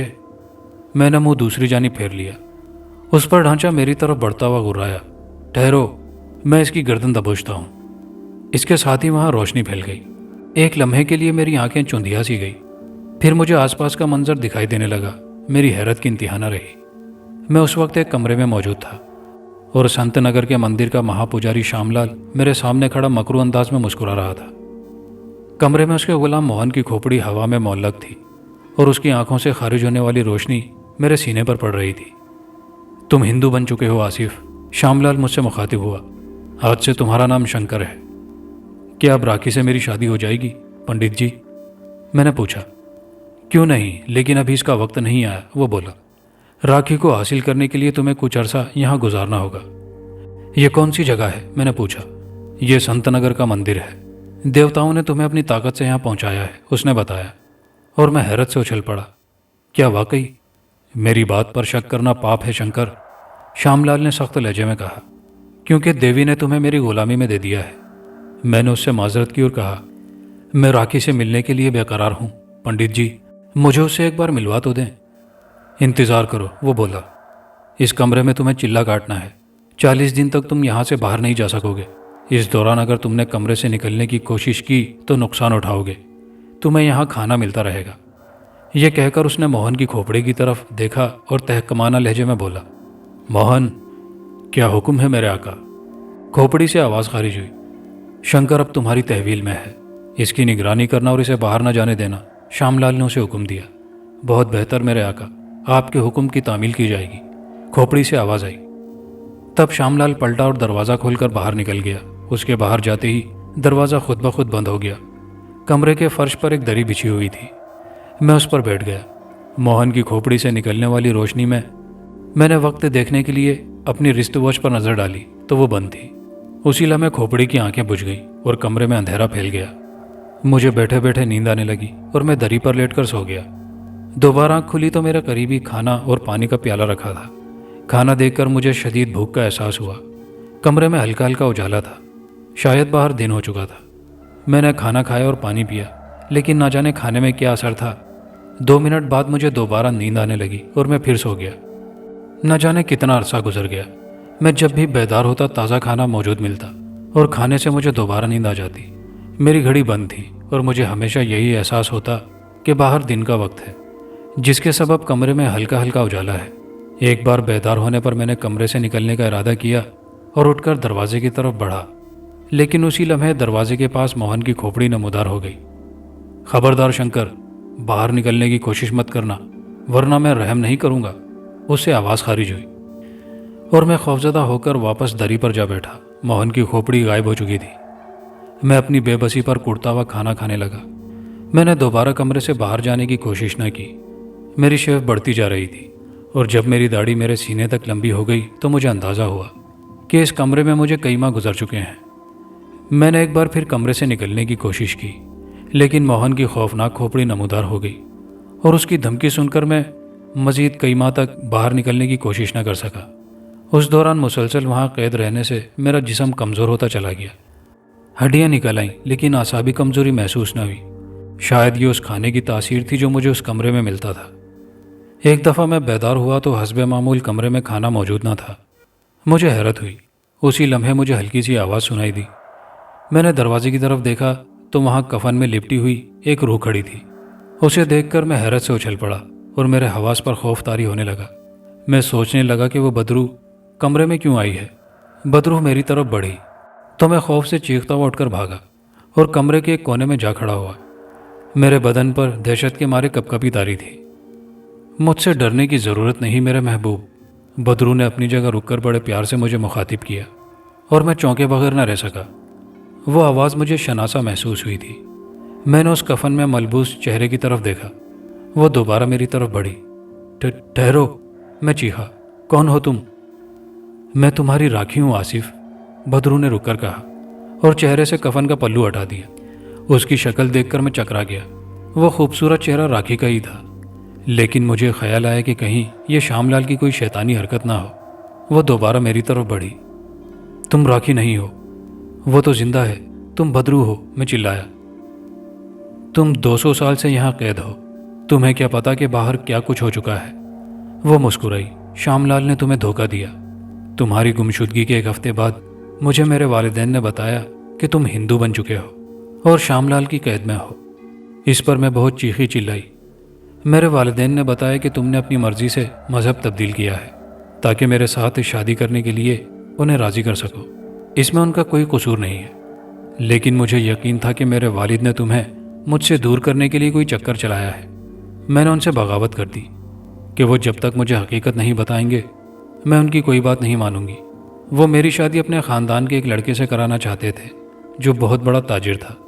میری ضد دیکھ کر میری ماں نے یہ راز بتایا کہ میرا باپ تم سے ملنے تمہارے دفتر گیا تھا۔ اس نے مہا پجاری شام لال کو بھاری نذرانہ دے کر اس پر آمادہ کیا تھا کہ وہ آصف کو کچھ عرصے کے لیے غائب کر دے۔ میں نے اپنے باپ سے کہا کہ مجھے اس کی سازش کا علم ہو چکا ہے اور میں شادی کروں گی تو صرف آصف سے، ورنہ کسی سے بھی نہیں۔ میں تمہارے والدین کو حقیقت حال سے باخبر کرنا چاہتی تھی، لیکن مجھے مکمل طور پر گھر میں قید کر دیا گیا۔ ادھر میرے رشتے کے امیدوار تاجر کا تقاضا بڑھتا جا رہا تھا کہ جلد شادی کی جائے۔ میرا باپ تاجر کی دولت حاصل کرنے کے لیے بے چین تھا۔ اس نے مجھ پر دباؤ ڈالا اور پھر تشدد کرنا شروع کر دیا۔ تب میں نے اپنی نئی شرط بتائی کہ مجھے ایک ہفتے کے لیے آزادانہ سوچنے کی مہلت دی جائے اور میری نظر بندی ختم کر دی جائے۔ والد کو خدشہ تھا کہ میں بھاگ جاؤں گی یا تمہارے والدین کو صورتحال سے مطلع کرنے کی کوشش کروں گی، لیکن میں نے انہیں یقین دلانے کے لیے دیوی کی قسم کھائی۔ والد کسی حد تک مطمئن ہو گئے اور انہوں نے اس شرط کے ساتھ میری نظر بندی ختم کر دی کہ میں ان کی اجازت کے بغیر گھر سے باہر نہیں جاؤں گی، اور کسی اہم ضرورت سے باہر جانا لازمی ہو گیا تو ایک مسلح محافظ میرے ساتھ ہوگا۔ 2 دن بعد میں نے خریداری کا بہانہ کر کے والد سے باہر جانے کی اجازت مانگی اور انہوں نے اپنا ایک آدمی میری نگرانی کے لیے بھیج دیا۔ میں تانگے میں انارکلی کی طرف روانہ ہوئی، لیکن میرے ارادے اور تھے۔ انارکلی چوک پر اترتے ہی میں دوڑ کر مسجد میں گھس گئی اور پیش امام سے درخواست کی کہ مجھے مسلمان بنا دے۔ اس نے مجھے کلمہ پڑھایا اور میں مسلمان ہو گئی۔ اتنے میں میرا محافظ بھی وہاں پہنچ گیا۔ میں اس کے ساتھ واپس گھر آئی۔ والد نے پوچھ گچھ کی تو میں نے کہا، میں اب مسلمان ہو چکی ہوں، اب میں کسی ہندو سے شادی نہیں کر سکتی۔ میرے والد نے کہا کہ مذہب صرف کلمہ پڑھ لینے سے تبدیل نہیں ہو جاتا، اور مسلمان ہو جانے کے باوجود میری آصف سے شادی نہیں ہو سکے گی کیونکہ وہ ہندو بن چکا ہے۔ میرے امیدوار تاجر کے والدین کو میرے مسلمان ہونے کا پتہ چلا تو انہوں نے میرا رشتہ لینے سے انکار کر دیا اور اپنے بیٹے کی کہیں اور شادی کر دی۔ میرے والد نے مجھے اپنے مذہب پر لانے کے لیے شام لال سے بات کی اور شام لال نے ان سے کہا کہ ایک ہفتے کے لیے مجھے اس کی تحویل میں دے دیا جائے۔ چنانچہ مجھے مندر پہنچا دیا گیا۔ وہاں شام لال نے میری عزت سے کھیلنے کی کوشش کی، لیکن میں نے اس کی کوشش ناکام بنا دی۔ شام لال نے مجھے مندر کے تہہ خانے میں قید کر دیا اور اپنی شیطانی خواہشات پوری کرنے کے لیے مجھے اپنی پراسرار طاقتوں سے ڈرانا دھمکانا شروع کر دیا۔ لیکن میں نے تہیہ کر لیا تھا کہ اس کے ناپاک عزائم پورے نہیں ہونے دوں گی۔ مسلمان ہونے کے بعد میں نے گھر کی ایک نوکرانی کے ذریعے نماز کی کتاب منگوائی تھی۔ پاکٹ سائز کی وہ کتاب میں نے اپنے لباس میں چھپا رکھی تھی۔ اس میں نماز کے علاوہ چند سورتیں اور کچھ دعائیں بھی تھیں تہ خانے کی تنہائی میں پوری کتاب میں نے یاد کر لی اور میرا خوف دور ہو گیا۔ میں وقت بے وقت نماز پڑھتی رہتی، مجھے دن اور رات کا پتہ نہ تھا۔ شام لال دوسرے تیسرے روز آتا اور مجھے گناہ کی ترغیب دیتا، لیکن میں نفرت سے تھوک دیتی۔ مجھے ڈرانے دھمکانے کے لیے اس نے انسانی ڈھانچوں اور مردوں کو بھیجنے کا سلسلہ شروع کیا، لیکن میں خوفزدہ ہونے کی بجائے کوئی صورت یا کلمہ شریف پڑھ کر خود پر دم کر لیتی اور وہ میرے قریب آنے سے باز رہتے۔ مندر کا ایک پجاری مجھے 3 وقت کا کھانا دینے آتا تھا، لیکن نہ تو وہ مجھ سے کوئی بات کرتا اور نہ میرے کسی سوال کا جواب دیتا۔ ایک دن میں لیٹی ہوئی تھی اور گرمی کے سبب میں نے بلاؤز اتار کر ساڑی کے پلو سے سینہ ڈھانپا ہوا تھا، لیکن میری بے خیالی میں کسی طرح میرا سینہ ننگا ہو گیا جس کا مجھے علم نہ ہو سکا۔ اس دوران پجاری کھانا لے کر تہ خانے میں آیا تو اس کی نظر میرے سینے پر پڑ گئی۔ میں نے اس کی آنکھوں میں چمک محسوس کی اور مجھے احساس ہوا کہ اس کی نگاہیں میرے سینے پر جمی ہوئی ہیں۔ تب مجھے پتہ چلا کہ میرے سینے سے ساڑی کا پلو ہٹا ہوا ہے۔ میں نے جلدی سے سینہ ڈھانپا اور اٹھ بیٹھی۔ کسی اور چیز کی ضرورت ہو تو بتا دیا کرو، وہ پہلی بار مجھ سے مخاطب ہوا۔ میں سمجھ گئی کہ میرا شباب دیکھ کر اس میں یہ تبدیلی آئی ہے۔ اس کے جانے کے بعد میں نے سوچا کیوں نہ اس پجاری سے فائدہ اٹھایا جائے۔ چنانچہ اگلی بار وہ کھانا لایا تو میں نے ہنس ہنس کر اس سے باتیں کی۔ وہ بہت خوش ہوا۔ باتوں باتوں میں نے اس سے کچھ معلومات حاصل کر لی۔ شام لال نے میرے وہاں آنے کے تیسرے دن ہی میرے والدین کو اس پجاری کے ہاتھوں اطلاع بھجوائی تھی کہ میں نے مندر میں دیوی کی مورتی کو گرا دیا تھا اور دیوی نے ناراض ہو کر مجھ پر اپنا قہر نازل کر دیا، جس سے میں جل کر راکھ ہو گئی۔ میرے والدین نے رو دھو کر صبر کر لیا اور اپنی عزت کے خوف سے معاملہ پولیس میں لے جانے سے گریز کیا۔ دوسرے روز میں نے پجاری سے کہا کہ میں اسے پسند کرنے لگی ہوں، اگر وہ مجھے کسی طرح وہاں سے نکال لے جائے تو میں اس سے شادی کر لوں گی۔ پجاری پہلے تو شام لال اور پھر اس کی پراسرار قوتوں کے خوف سے آمادہ نہ ہوا، لیکن میں نے اگلے 2 دن اسے اپنے ناز و انداز دکھائے اور ہلکی پھلکی جھلکیوں سے اسے لبھایا تو وہ راضی ہو گیا۔ اس پجاری کا نام رمیش تھا۔ ایک دن شام لال تہ خانے میں آیا۔ اس کے ہاتھ میں شراب کی بوتل تھی اور وہ بہت نشے میں تھا۔ اس نے مجھ پر مجرمانہ حملہ کرنے کی کوشش کی، لیکن میں نے شراب کی بوتل اٹھا کر اس کے سر پر دے ماری اور وہ بے ہوش ہو گیا۔ اس کی چیخ سن کر وہ پجاری کمرے میں آیا۔ شام لال کو بے ہوش دیکھ کر بولا، راکھی موقع اچھا ہے، تم فرار ہو جاؤ، بعد میں بھی آ جاؤں گا۔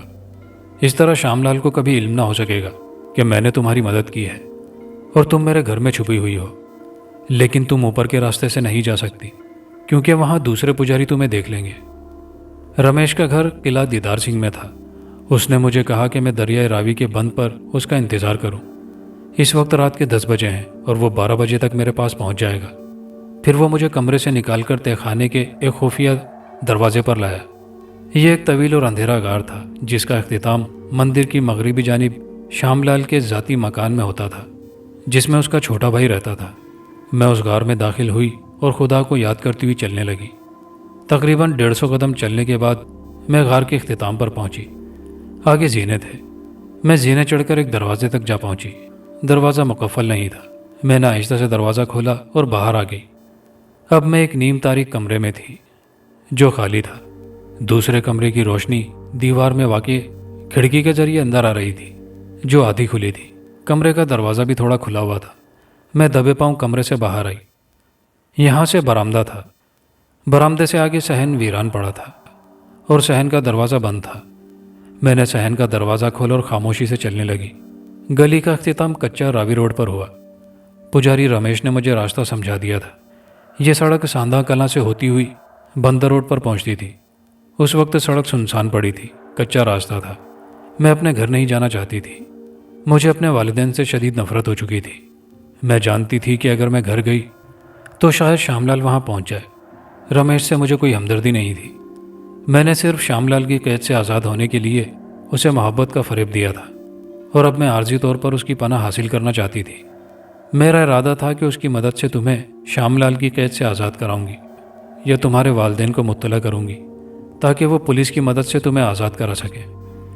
میں ساندرا جانے والی سڑک پر آ کر بندر روڈ کی طرف روانہ ہو گئی، جہاں راوی کنارے مجھے رمیش کا انتظار کرنا تھا۔ ساندھا کلاں سے گزر کر میں بندر روڈ پر پہنچی۔ راستے میں مجھے کسی نے نہ دیکھا۔ ایک تو کافی رات ہو چکی تھی۔ میں نے سڑک پار کی اور بند پر چڑھ گئی، دوسری جانب اتر گئی جہاں راوی بہہ رہا تھا۔ सर्दी का मौसम था और पानी काफ़ी फासले पर था। मैं बंद से उतरकर मज़ीद आगे जाने की बजाय वहीं एक पत्थर पर बैठकर रमेश का इंतज़ार करने लगी। तकरीबन 1 घंटा गुजर गया। मेरे अंदाजे के मुताबिक 12 बज चुके थे, लेकिन रमेश अभी तक नहीं आया था। मैं उठकर बेताबी से टहलने लगी। मेरे पास कोई गर्म लिबास ना था। बदन पर सिर्फ एक साड़ी थी जिसमें मेरा जिस्म ठिठुरता जा रहा था। अचानक मुझे अकब में आहट महसूस हुई। मैंने पलटकर देखा तो मेरे अकब में एक इंसानी ढांचा खड़ा था। उसकी इस्तख्वानी खोपड़ी गर्दन की बजाय उसके हाथ पर रखी थी और खोपड़ी की आंखें अंधेरे में चमक रही थी। मैं खौफजदा हो गई। ये वही ढांचा था जो तहखाने में मुझे डराने आता था। रमेश का इंतज़ार फजूल है राखी। अचानक खोपड़ी से एक आवाज़ खारिज हुई, वो नहीं आएगा। क्यों? मैं खौफ से हकलाई। इसलिए कि शामलाल ने उसे राख कर डाला है, क्योंकि उसने तुम्हें फरार होने में मदद दी थी, खोपड़ी ने कहा। और ढांचा मेरी तरफ बढ़ने लगा। मैं जल्दी से कलमा पढ़ने लगी। ढांचे ने हंसकर कहा, फजूल है, तुम्हारी वो किताब आज तुम्हारे पास नहीं है जो तुम्हारा दिफा करती है। मैंने जल्दी से अपना लिबास टटोला और मेरा दिल धक से रह गया। नमाज की किताब तहखाने में उस चटाई के नीचे मेरे सरहाने रखी रह गई थी और मुझे जल्दी में उसे उठाना याद ना रहा था। मैंने ढांचे की तरफ देखा तो वो मेरी तरफ बड़ा चला रहा था। मैं बौखलाकर उल्टे कदमों पीछे हटने लगी। मैंने उस आलम में भी खुदा को याद रखा और ज़ेरे लब वो सूरतें पढ़ने लगी जो मुझे याद थीं। रुक जाओ राखी, वरना मैं तुम्हारा खून पी जाऊंगा। ढांचे के हाथ पर रखी उस खोपड़ी से आवाज़ खारिज हुई। तुम क्या चाहते हो? मैंने रुके बगैर पूछा, मगर खौफ से मेरी ज़बान लड़खड़ा रही थी। तुम्हें अपने आका श्यामलाल के पास ले जाना चाहता हूँ, ढांचे ने कहा। यह सुनकर मैं शिद्दत खौफ से कांप उठी कि ना जाने श्यामलाल मेरा क्या हशर करेगा। मुझे यकीन था कि अब तक नमाज की किताब की मौजूदगी के सबब शैतान से मेरी इज्जत बची हुई थी, मगर अब वह मुक़द्दस किताब मेरे पास नहीं थी। नहीं, मैं मुसलसल पीछे हटते हुए चीखी, मैं उसके पास नहीं जाऊंगी। उसी लम्हे मेरा पाँव अकब में किसी पत्थर से टकराया। मैंने नीचे देखा तो एक भारी पत्थर पड़ा था। मैं पत्थर की दूसरी जानिब गिर गई। ढांचा मेरी तरफ बढ़ता हुआ हंसकर बोला, राखी घबराओ नहीं, मैं तुम्हें इस तरह आराम से श्यामलाल के पास पहुंचाऊंगा कि तुम्हें ज़रा भी तकलीफ ना होगी। वो मेरे करीब आया। जो ही वो मुझसे 3-4 कदम के फासले पर पहुंचा, मैंने फुर्ती से झुककर दोनों हाथों में पत्थर उठाया और बुलंद करके ढांचे पर दे मारा। भारी पत्थर ढांचे के सीने पर लगा। हड्डियां टूटने की आवाज़ आई और ढांचा ज़मीन पर आ गिरा। उसके हाथ पर रखी खोपड़ी रेत पर गिरी और उसकी आंखों से चमक गायब हो गई। दूसरी लम्हे खोपड़ी से गुर्राहट आमेज आवाज़ खारिज हुई, पापी लड़की, तुम्हें इस हरकत का खमियाजा भुगतना पड़ेगा। जो तुम्हारा हशर होगा वो तुम मरने के बाद भी याद रखोगी। फिलहाल मैं तुम्हें कैद कर रहा हूँ, असल सज़ा तुम्हें श्यामलाल देगा। इसके साथ ही खोपड़ी की आंखें एकदम रोशन हो गईं। रोशनी की शुआएं मेरे जिस्म से टकराईं और मुझ पर अजीब सी मदहोशी तारी होती चली गई। मैं लड़खड़ाती हुई रेत पर गिरी और मुझे फिर कोई होश न रहा। होश आया तो मेरे चारों तरफ घूप अंधेरा था और बदन के नीचे सख्त ज़मीन। मैंने दोनों हाथ दाएं बाएं फैलाते हुए हाथ कच्ची दीवारों से टकराए और मैं बौखलाकर उठ बैठी। गहरी तारीकी में हाथ को हाथ सुझाई न दे रहा था। मैं खड़ी हो गई। मुझे ढांचे की बात याद आई। मैंने जल्दी से हाथ बुलंद किए तो मेरे ऊपर भी कोई दीवार थी। शायद वो छत थी जो मेरे सर से तकरीबन 1 फुट बुलंद थी। यकीनन वो कोई गार था जहां मुझे बेहोशी के दौरान लाया गया था। मैंने दिल ही दिल में खुदा का नाम लिया और टटोलती हुई दीवार के साथ एक तरफ बढ़ने लगी। अंधेरे में कुछ नज़र नहीं आ रहा था। जिस तरफ मैं चल रही थी उधर से हल्की हल्की हवा आती महसूस हो रही थी। शायद उधर गार का दहाना था। तकरीबन 10 मिनट बाद मैं गार से बाहर ताज़ा हवा में निकल आई। गार से बाहर सितारों की मध्यम रोशनी फैली हुई थी, लेकिन ये देखकर मैं हैरान रह गई कि मैं एक वीरान मरघट के पास खड़ी थी। मेरे आसपास जली हुई हड्डियां और खोपड़ियां बिखरी पड़ी थी और दूर तक किसी आबादी का नामो निशान न था। मैं सोचने लगी कि अब कहाँ और किस तरफ जाऊं। उसी लम्हे मुझे आसपास से अजीब पुरस्रार सी आवाज़ें सुनाई देने लगी। यूँ लगता था जैसे तेज़ हवाएं सीटियाँ बजा रही हों, लेकिन हवा नहीं चल रही थी। मुझ पर हौलतारी होने लगा और मैं बेख्तियार अपनी किस्मत पर आंसू बहाने लगी। 2-3 मिनट ही गुजरे थे कि मेरे बाएं जानिब आहट हुई। मैंने इधर उधर देखा और मेरा दिल उछलकर हलक में आ गया। उस तरफ से कुछ फासले पर 3 इंसानी ढांचे मौजूद थे जो मेरी तरफ बढ़ रहे थे। मैं खौफ से चीखी और दाएं जानिब दौड़ पड़ी। वो ढांचे भी मेरे पीछे भागने लगे। मैंने दौड़ते दौड़ते पलटकर उनकी तरफ देखा और उन्हें अपने पीछे आता देखकर और तेज़ी से दौड़ने लगी। जल्द ही मैं मरघट की हदूद से बाहर निकल गई, लेकिन ढांचे अब भी मेरे ताक़ुब में थे। और मुझसे उनका फासला कम होता जा रहा था। मैं समझ गई थी कि वो मुझे पकड़ना चाहते हैं। मैं तेज़ दौड़ने लगी, लेकिन चंद कदम बाद ही किसी से टकरा कर गिर पड़ी। मैंने संभल कर उस तरफ देखा और दहशत के मारे मेरी चीख निकल गई। मेरे सामने वही ढांचा खड़ा था जिसकी खोपड़ी उसके हाथ पर रखी थी। मैंने खौफ से लरसते हुए पीछे देखा तो मेरा ताक़ुब करने वाले तीनों ढांचे गायब थे और उनकी जगह श्यामलाल खड़ा मुझे खूनखार निगाहों से घूर रहा था। श्यामलाल के हाथों से बचना नामुमकिन है राखी, वो घुराया। तुम्हारा आखिरी वक्त आ पहुंचा है। मैं समझ गई कि अब वो मुझे जिंदा नहीं छोड़ेगा। मैं उठ खड़ी हुई। अब मेरे एक तरफ ढांचा था और दूसरी तरफ श्यामलाल। मैं खौफ से कांपती हुई सोच रही थी कि मुझे अपना दिफा कैसे करना चाहिए।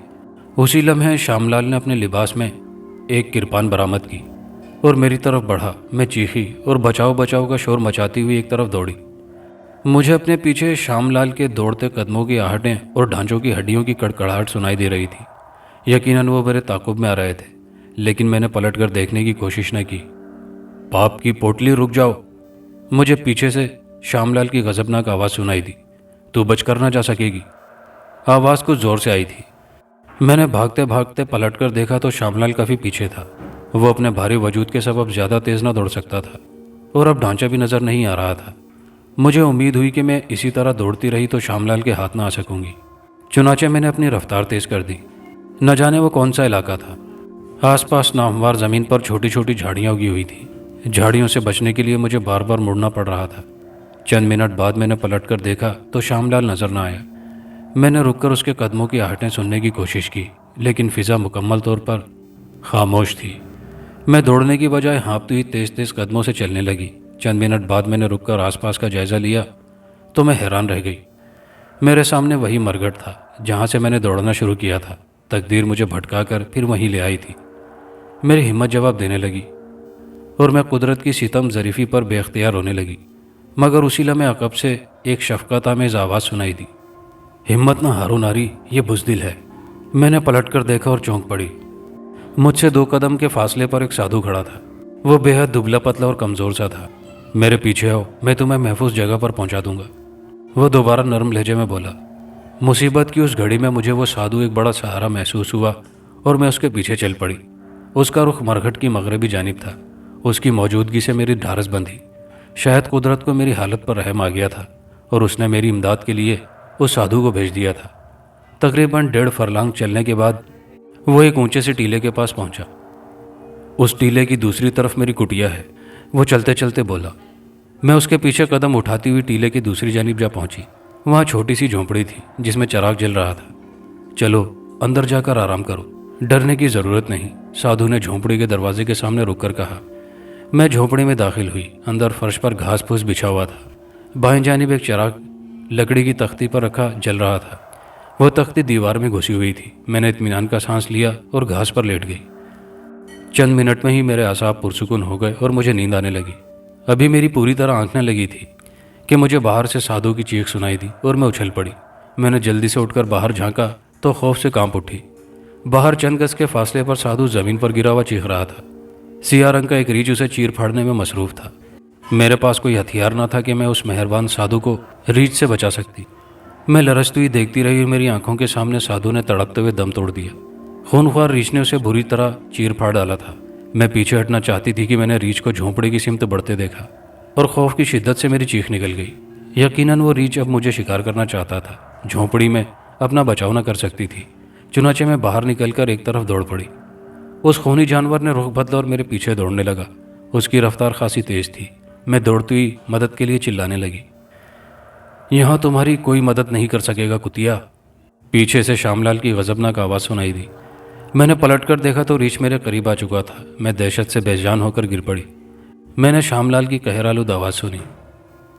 फाहशा, अपना धर्म तब्दील करके तू समझती थी कि मेरी रूहानी ताकतों का मुकाबला करके अपने महबूब को मेरी कैद से आज़ाद करा लेगी। मैं तुझे नष्ट कर डालूंगा। मैंने तेज़ी से संभल कर रीछ की तरफ देखा और मेरे हवास जवाब दे गए।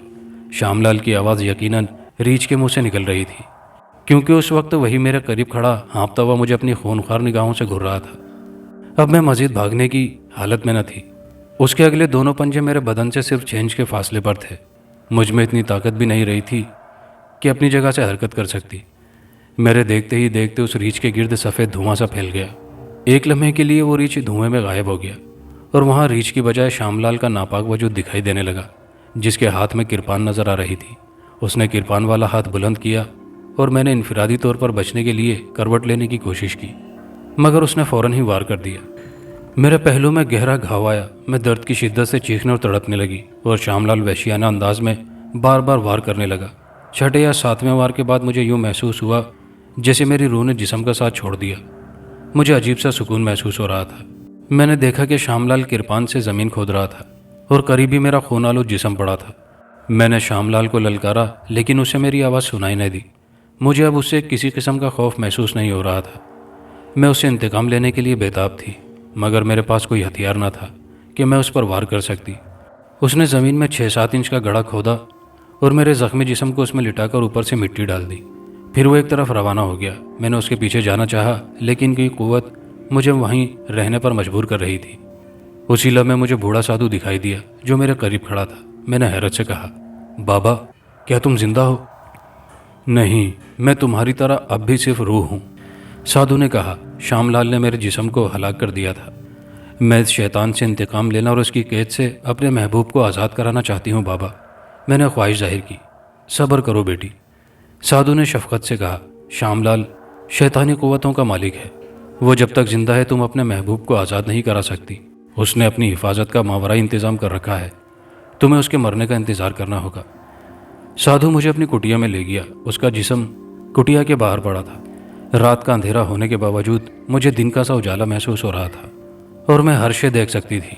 میں نے سادھو سے کہا، میں شام لال کے مرنے کا انتظار نہیں کر سکتی اور ابھی اس کے پیچھے جانا چاہتی ہوں۔ سادھو نے مسکراتے ہوئے کہا، تمہارے پاس جسم نہیں ہے، جسم کے بغیر تم اس کی شیطانی طاقتوں کا مقابلہ نہیں کر سکتی۔ تمہارے محبوب کی نگرانی پر مامور موہن کی کھوپڑی تمہیں مندر کے اس کمرے میں داخل نہیں ہونے دے گی جہاں وہ قید ہے۔ اگر تم وہاں گئی تو ہو سکتا ہے کہ شام لال تجھے ہمیشہ کے لیے اپنا غلام بنا لے۔ مجبوراً مجھے صبر کرنا پڑا۔ اسی رات بارش ہو گئی۔ صبح ہوئی تو میں اس ویرانے میں گئی جہاں شام لال نے میری لاش دبائی تھی، لیکن اب وہاں چیلے اور کوے میری لاش پر موج اڑا رہے تھے۔ بارش نے میری لاش سے مٹی بہا دی تھی۔ سادھو کا جسم بھی مردار خور پرندوں کی غذا بن چکا تھا۔ میں 1.5 سال تک اس ویرانے میں سادھو کی روح کے ساتھ بھٹکتی رہی۔ میں تم سے ملنے کے لیے بےتاب تھی لیکن مجبور تھی۔ آج صبح سادھو نے مجھے خوشخبری سنائی کہ شام لال مر گیا ہے اور میں تمہاری مدد کر سکتی ہوں۔ چنانچہ میں یہاں چلی آئی۔ آؤ باہر چلیں۔ راکھی کی بات ختم ہوئی تو میں نے فرط مسرت سے بےتاب ہو کر اسے سینے سے لگانا چاہا لیکن وہ پیچھے ہٹ گئی۔ نہیں میرے محبوب، تم مجھے اپنے ناپاک ہاتھ مت لگاؤ۔ تم ہندو ہو اور میں مسلمان، اب تمہارا میرا ملاپ تمہاری موت کے بعد ہی ہو سکے گا، اس نے کہا۔ راکھی کی بات سن کر میرے دل پر خوف سا لگا اور شدت غم سے میری آنکھوں میں آنسو آ گئے۔ راکھی، یہ تم کیا کہہ رہی ہو؟ میں نے صرف تمہیں پانے کے لیے اپنا مذہب تبدیل کیا ہے، تمہاری خاطر ہی ساری مصیبتیں جھیلی ہیں۔ ٹھیک ہے، مجھے اس سے انکار نہیں ہے اور تمہارے اسی جذبے نے مجھے اب تک تمہارے پیار کی زنجیر میں جکڑا ہوا ہے، مگر میں کیا کروں میرے محبوب؟ میرے دین میں اتنی گنجائش نہیں ہے کہ میں کسی بے دین اور مشرک کو اپنا بدن چھونے کی اجازت دوں۔ میں نے تو شام لال کا ہاتھ بھی اپنے جسم سے مس نہیں ہونے دیا تھا۔ اس کی آواز بھر گئی۔ آصف، یہ نہ سمجھو کہ مجھے تم سے محبت نہیں رہی، میں اب بھی تمہیں دل کی گہرائیوں سے چاہتی ہوں، کیونکہ محبت جسموں کا نہیں روحوں کا ملاپ کا نام ہے، اور تم ابھی زندہ ہو۔ تم اپنے گھر جاؤ اور اپنی دنیاوی دلچسپیوں میں حصہ لو، میں ہمیشہ تمہارے قریب رہوں گی۔ میں اب جی کر کیا کروں گا راکھی، میں نے افسردگی سے کہا۔ تمہارے بغیر میرے لیے خود میں کوئی کشش نہیں ہے، میں خود کو ہلاک کر کے تمہارے ساتھ رہوں گا۔ نہیں آصف، خودکشی حرام ہے، وہ جلدی سے بولی۔ مرنے کے بعد بھی صرف اسی صورت میں تم مجھے پا سکو گے کہ تمہارا خاتمہ ایمان پر ہو اور تمہاری موت حرام نہ ہو۔ جاؤ دوبارہ مسلمان ہو کر خدا تعالیٰ سے توبہ استغفار کرو اور اپنی طبعی زندگی پوری کرو۔ اس نے دروازہ کھولا اور میں باہر نکل آیا۔ نصف رات کا عمل تھا، مندر پر سکوت کا عالم طاری تھا، باہر کوئی پجاری موجود نہ تھا۔ میں اس کے ساتھ مندر سے باہر آیا، وہ مجھے میرے گھر تک چھوڑنے آئی۔ آصف، اب میں چلتی ہوں لیکن میری التجا ہے کہ مجھ تک پہنچنے کے لیے حرام موت کا سہارا مت لینا۔ اتنا کہہ کر وہ گلی میں پھیلی تاریکی میں روپوش ہو گئی۔ میں گھر جانے کی بجائے وہیں سے پلٹا اور مسجد کی طرف چل دیا۔ مسجد کا دروازہ بند تھا۔ میں امام مسجد کے انتظار میں ٹہلنے لگا۔ فجر کی اذان کا وقت ہوا تو امام مسجد وہاں پہنچا۔ مجھے دیکھ کر وہ خوفزدہ ہو کر بھاگنا ہی چاہتا تھا کہ میں نے اسے روک لیا۔ مولوی صاحب، کیا آپ نے مجھے پہچانا نہیں؟ میں آصف ہوں، دین محمد کا بیٹا۔ तीसरी गली में हमारा घर है। मगर तुम तो मर गए थे शायद, वो हकलाया। तुम्हारी गायबाना नमाज जनाजा मैंने ही पढ़ाई थी। नहीं, मैं जिंदा था। 2 साल तक मैं एक शैतान की कैद में रहा, अब आज़ादी नसीब हुई है। मैंने मुस्कुराते हुए कहा, आप अंदर चलें, मैं आपको असल बात बताता हूँ। मौलवी को कुछ हौसला हुआ। उसने मस्जिद का दरवाज़ा खोला और मैं उसके साथ मस्जिद में दाखिल होने ही लगा था कि मुझे कोई ख्याल आया और मैं रुक गया। मौलवी साहब, मैं अंदर नहीं आ सकता, मैं नापाक हूँ। मैंने उससे कहा, क्या मतलब? उसने पलटकर हैरत से मेरी तरफ देखा। जी हाँ, मैंने 2 साल पहले अपना मज़हब छोड़कर हिंदू धर्म इख्तियार कर लिया था। अब मैं मुसलमान होने आया हूँ। मौलवी एक लम्हे के लिए परेशान हो गया, फिर बोला, अच्छा तुम अंदर आओ, वज़ू करो, मैं तुम्हें कलमा पढ़ाता हूँ। वो वज़ू करके मस्जिद के सहन में बैठ गए। मैंने भी वज़ू किया। फिर उसके सामने खुदा की वहदानियत का इकरार और हुजूर पाक सल्लल्लाहु अलैहि वसल्लम की नबूवत की गवाही के लिए कलमा पढ़ा। लो, खुदा के फजल से अब तुम मुसलमान हो, मौलवी ने कहा। लेकिन अब तक तुम कहाँ थे और हिंदू क्यों बने थे? मैंने मुख्तसरन उन्हें श्यामलाल के बारे में बताया। मौलवी के साथ फजर की नमाज अदा की। नमाज अदा करने के बाद मैं घर पहुंचा। मौलवी से मुझे मालूम हो चुका था कि मेरी माँ मेरी जुदाई के सदमे से 1 साल पहले फौत हो गई है। सिर्फ बाप जिंदा था। वालिद साहब ने मुझे देखा तो मुझसे लिपट कर रोने लगे। मैं भी रो रहा था, पड़ोस वाले भी दौड़े चले आए। वो सब मुझे जिंदा पाकर हैरान थे। मैंने किसी से श्यामलाल या राखी का तस्करा न किया। सबसे यही कहा कि पेशावर में मुझे पुलिस ने चोरी के इल्ज़ाम में गिरफ्तार कर लिया था। 2 साल की सज़ा हुई और मैं जेल में रहा। वालिद साहब से पता चला कि राखी के वालिदैन हिजरत करके हरियाणा चले गए थे। मैं उसी शाम बुखार में मुब्तला हो गया। इसका सबब गालिबन ग़िज़ा और आबो हवा की तब्दीली थी। 2 बरस तक मंदिर के तंग तारीक कमरे में ऐसी मखसूस ग़िज़ा खाता रहा था जिसमें ख्वाबावर दवा शामिल होती थी, और वह ग़िज़ा खाते ही मुझे नींद आ जाती थी।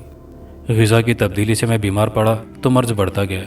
वालिद साहब ने अपनी बिसात से बढ़कर मेरा इलाज कराया, लेकिन कोई अफाका ना हुआ। 1 महीने में ही मैं हड्डियों का पिंजर बनकर रह गया। और फिर एक दिन मेरी रूह ने मेरे जिस्म का साथ छोड़ दिया। मुझे यहाँ दफना दिया गया। पहली रात ही राखी की रूह आ गई। वह बहुत खुश थी। बहुत जज्बाती मुलाकात हुई। मेरी मौत कुदरती थी, लेकिन उसे श्यामलाल ने कत्ल किया था। वो रोज़ाना यहाँ मुझसे मिलने आती है, लेकिन अब तक वो अपने कातिल से इंतकाम लेने के लिए बेचैन है और उस वक्त का इंतज़ार कर रही है जब रोज़े महशर तमाम मुर्दे ज़िंदा किए जाएंगे।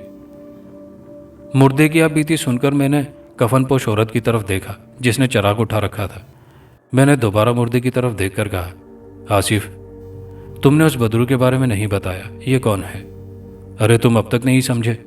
मुर्दे ने हंसकर कहा, ये वही तो है जिसके लिए मैंने हिंदू मज़हब इख्तियार किया था। ओह, तो ये तुम्हारी महबूबा राखी है? मैंने हैरत से कहा, हाँ, और मेरे अब तक बकवास करने का मकसद यही था कि मैंने अपनी ज़िंदगी में कितनी बड़ी गलती की थी। वो बोला, मैं दुनिया को बताना चाहता हूँ कि खुदा को छोड़कर पत्थरों की पूजा करने वालों का क्या अंजाम होता है। मोहब्बत करना कोई गुनाह नहीं है, लेकिन एक मादी वजूद को पाने के लिए अपने खालिक के हकीकी की वहदानियत से इनकार करना बदतरीन गुनाह है। मोहब्बत रूहों का मिलाप है जो ज़िंदगी में न सही मरने के बाद ज़रूर हासिल होता है, लेकिन खुदा से फिरने वाले ना इधर के रहते हैं ना उधर के, यानी ना ही खुदा मिला ना विसाले सनम। और यही मेरी ज़िंदगी का इबरतनाक पहलू है जिस पर मैं क़यामत तक शर्मिंदा रहूँगा। ये कहकर वो पत्थर से उठ खड़ा हुआ। मेरी इस्तिदा है कि तुम मेरी आप बीती ज़रूर शाया कराना। मुझे यकीन है लोग इससे इबरत हासिल करेंगे और मेरे हक़ में दुआ करेंगे। अब तुम बताओ कि मैं तुम्हारे वक्त का क्या मुआवजा अदा करूँ? नहीं मेरे दोस्त, मैंने मुस्कुराते हुए कहा, अगर तुम्हारी आप बीती पढ़कर 2-4 आदमी राह रास्त पर आ जाएं तो ये मेरे लिए सबसे बड़ा मुआवजा होगा। शुक्रिया, आओ मैं तुम्हें बाहर छोड़ाऊँ। बारिश रुक चुकी है। उसने करीब आकर नरमी से मेरा हाथ पकड़ लिया। न जाने इस बार मुझे उससे क्यों खौफ महसूस ना हुआ था। जो ही उसने हाथ पकड़ा, चराग बुझ गया और वहाँ गहरी तारीकी फैल गई। मैंने राखी की रूह की तरफ देखा, लेकिन अंधेरे के सबब वो मुझे नजर न आई। उसी लम्हे मुर्दे ने मुझे आगे खींचा और मैं कदम उठाने लगा। 5-6 मिनट तक अंधेरे का सफ़र जारी रहा। वापसी में मुझे उसका हेवला तक नजर न आ रहा था। नासिर साहब, मुझे उसकी आवाज़ सुनाई दी। मैंने शुरू में भी कहा था और अब दोबारा भी तंबीह कर रहा हूँ कि मेरी आप बीती हर्फ ब हर्फ किसी कांट छांट के बगैर शाया होनी चाहिए। ये कोई खौफनाक किस्सा नहीं, एक हकीकत और इबरत अंगेज़ वाक़या है, और पढ़ने वालों पर इसका सही तासुर सिर्फ उस सूरत में मुमकिन है जब ये किसी तरमीम व इजाफे और रद्दोबदल के उन तक पहुँचे।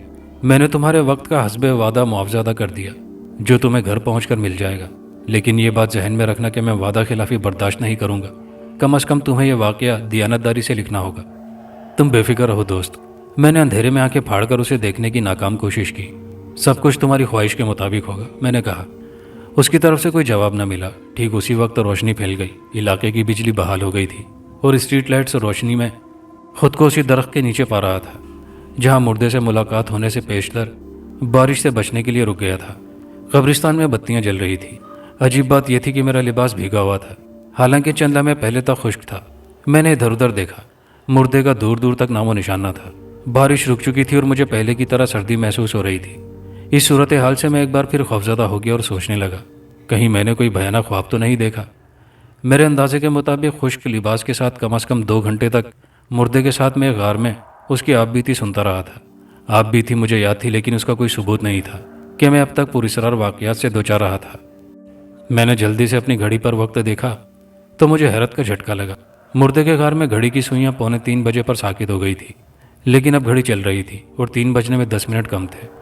گویا صرف 5 منٹ میں مردہ مجھے اپنی طویل آپ بیتی سنا کر وہاں مجھے واپس چھوڑ گیا تھا۔ مجھے اچھی طرح یاد تھا کہ جب میں نے اس درخت کے نیچے پناہ لی تھی تو اس وقت 2:30 بجے تھے اور ابھی صرف 20 منٹ ہی گزرے تھے۔ میں سوچتا ہوا وہاں سے چوبر جی کی طرف چل پڑا۔ گھر پہنچتے پہنچتے 3:15 بج گئے۔ میں نے گیس ہیٹر جلایا اور بھیگا ہوا لباس اتار کر دوسرا لباس پہن لیا، مگر سونے کی بجائے میں نے کاغذ قلم سنبھالا اور مردے کی آپ بیتی لکھنے بیٹھ گیا کہ ممکن ہے صبح تک بھول جاؤں۔ صبح کے 7:30 بجے میں نے آپ بیتی مکمل کی اور قبرستان سے گھر میں داخل ہونے تک کے واقعات لکھ لیے۔